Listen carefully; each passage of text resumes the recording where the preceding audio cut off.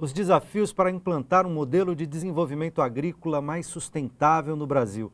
Esse é o tema do debate de hoje no Melhor e Mais Justo, ao vivo pelo portal tvt.org.br. O fortalecimento e o fomento da produção agroecológica no Brasil pode aumentar a oferta de produtos orgânicos, dar escala de produção para aumentar a renda de agricultores e também baratear o custo para o consumidor. Não seria esse também o caminho para garantir soberania e segurança alimentar em um planeta com população crescente que já consome mais recursos naturais do que a capacidade de reposição natural e que demanda cada vez por mais alimentos? É exatamente essa pergunta do final do segundo bloco. E aí, é possível com o orgânico ter escala, ter preço e gerar uma nova lógica da produção alimentar e da segurança alimentar para o mundo? Mário? Não, é perfeitamente possível. Na realidade, existe outra discussão que eu acho que ela não é, ela é falsa, né?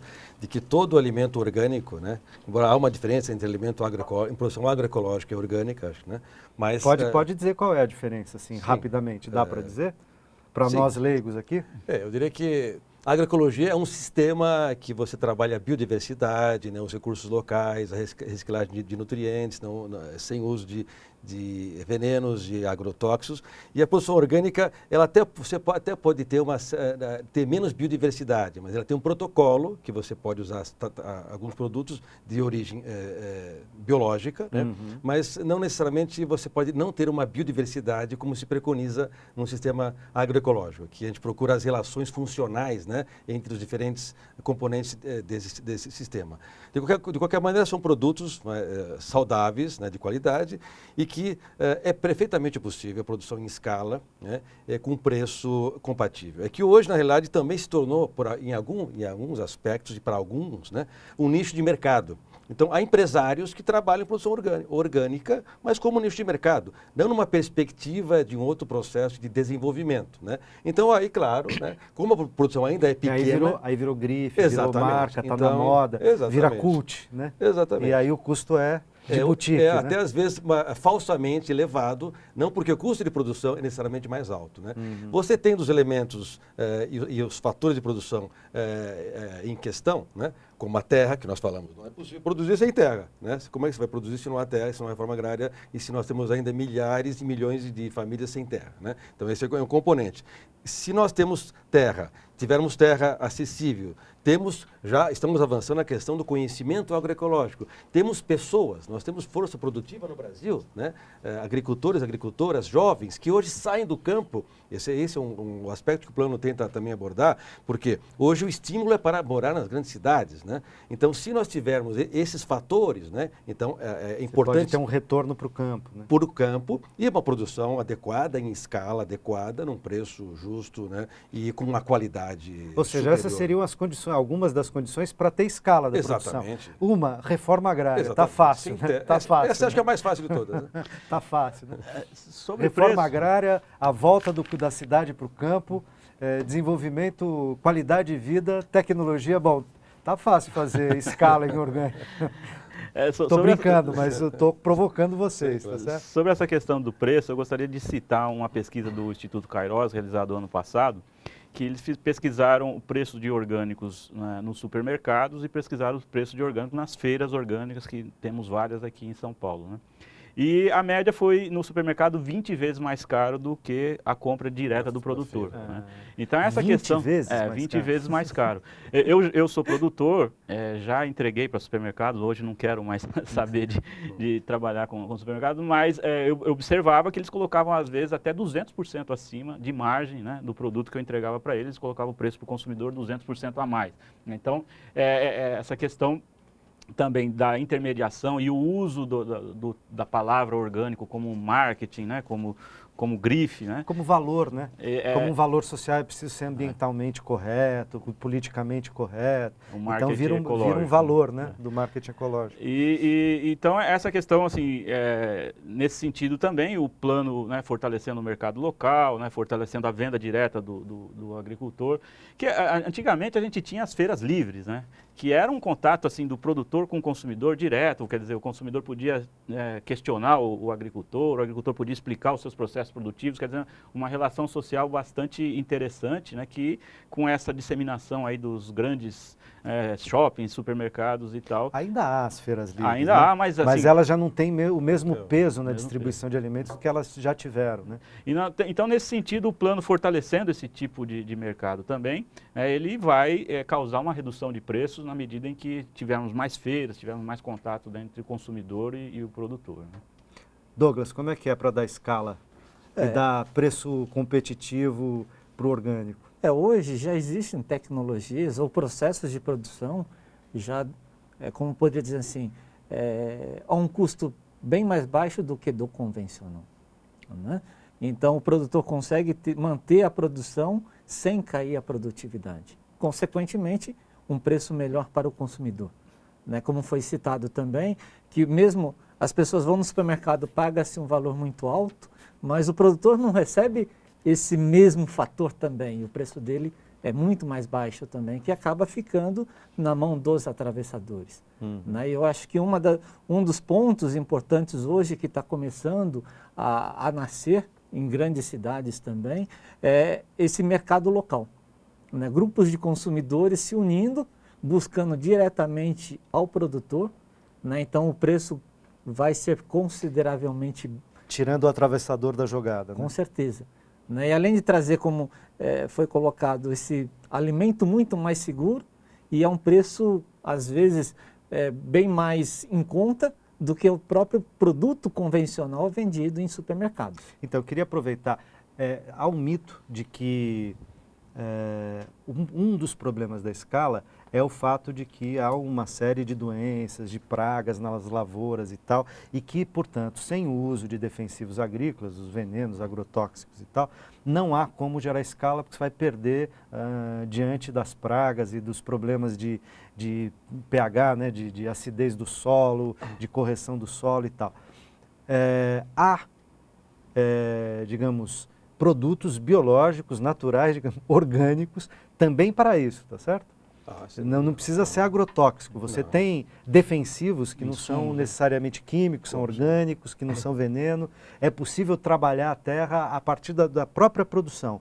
Como é isso? É perfeitamente possível, Luiz. E na realidade, tem outro aspecto, né, que eu queria abordar, que quando nós falamos de uma produção que você tocou, é importante, né, que as pessoas tenham o raciocínio, porque a indução, né, do sistema é nesse sentido, que não é possível você produzir sem um veneno, sem um inseticida, porque vai chegar uma lagarta, uma praga e vai comer a planta, né?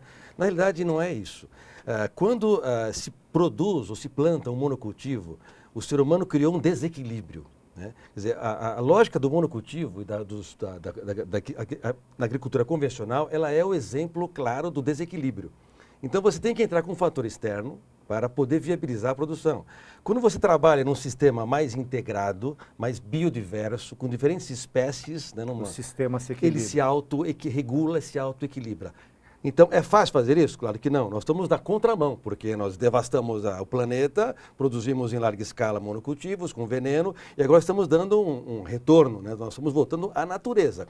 Então, na realidade, eu diria que é o contrário. São os monocultivos e é o veneno que causa uma pressão negativa para os sistemas que estão tentando se recuperar e se reequilibrar, né? Então, é o contrário, na realidade. Porque o uso vamos dizer, de biofertilizantes ou de insumos biológicos é possível e existem, né? Só que e o Romeu tem um exemplo muito claro aqui, quando você chega a um avanço de um sistema mais equilibrado, você até deixa de utilizar determinados insumos, né, para controlar certos insetos ou etc., né, porque ele passa a ter um equilíbrio. Então, acho que a perspectiva é essa, é caminhar nessa direção. Claro, é fácil, não é, né, mas nós estamos buscando, e o plano e a política procura caminhar um pouco mas nessa já há direção. conhecimento e tecnologia para isso. A tecnologia existe, claro que nós precisamos avançar sempre, né? Isso é um processo contínuo, né?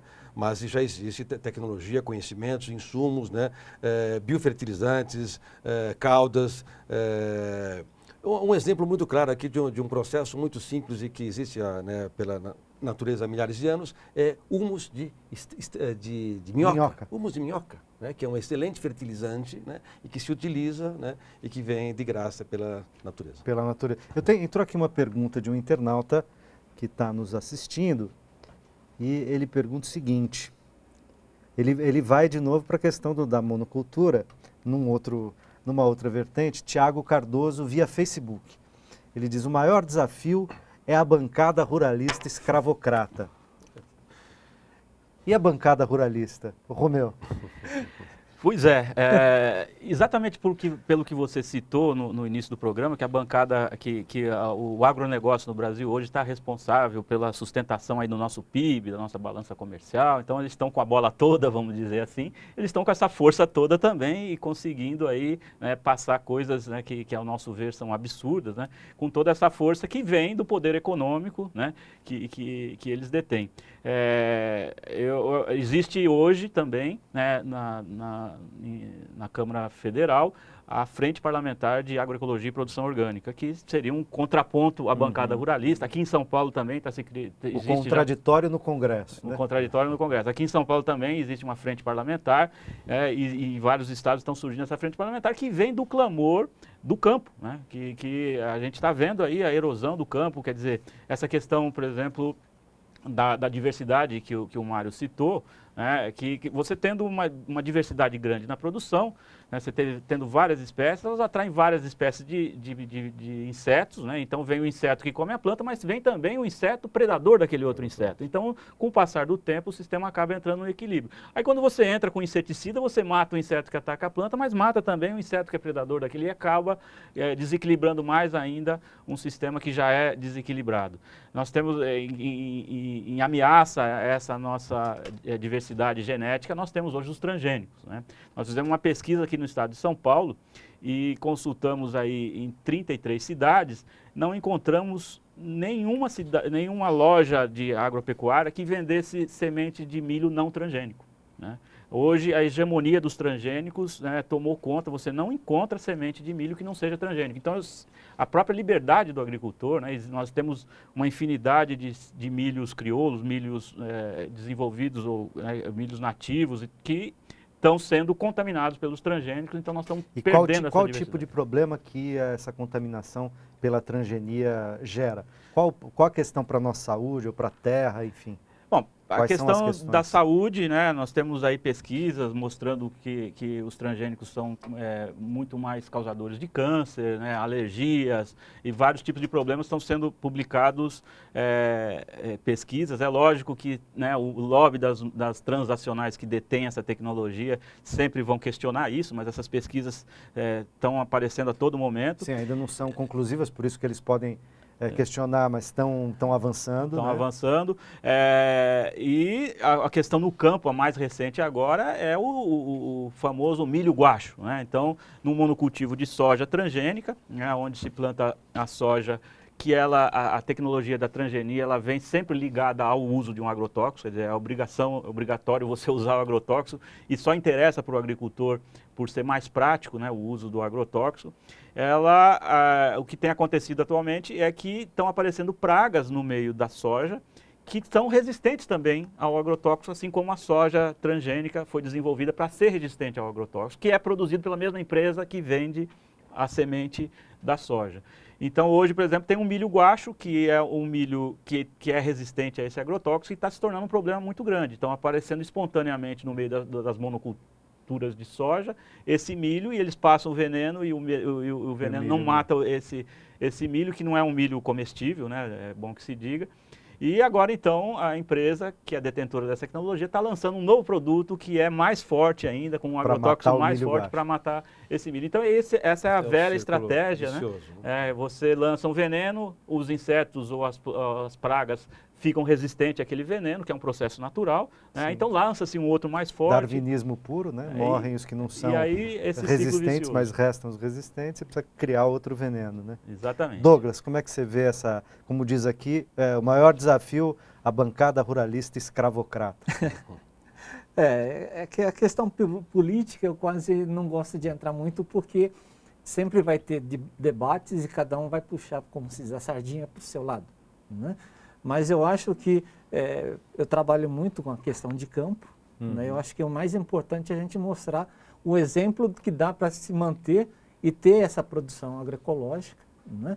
A um preço acessível, né? Levar essa tecnologia para o produtor também, né? E depois as pessoas fazerem a verificação do que realmente quer consumir.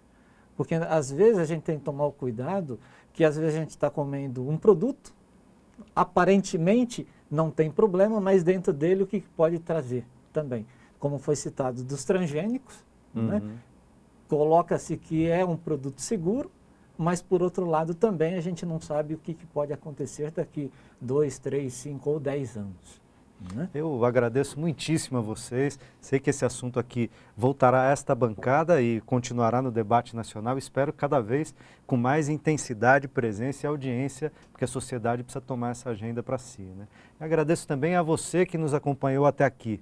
Fazer um país melhor e mais justo é um trabalho coletivo e permanente, que se atualiza e recomeça todo dia, porque a cada dia novos problemas se impõem e precisam ser enfrentados. É absolutamente necessário cuidar daquilo que a gente conquistou. Como dizem, o preço da liberdade é a eterna vigilância, para não perder as coisas boas que a gente foi capaz de construir juntos, sem ilusões de um mundo ideal, perfeito, sem problemas, porque isso não existe e nem é desejável, pois muitas vezes essa ilusão paralisa o movimento e a capacidade de fazer aquilo que está ao alcance das nossas mãos. E os brasileiros têm feito muito e sempre haverá muito por fazer. A gente se encontra na próxima quinta-feira ou a qualquer momento pela internet. Forte abraço!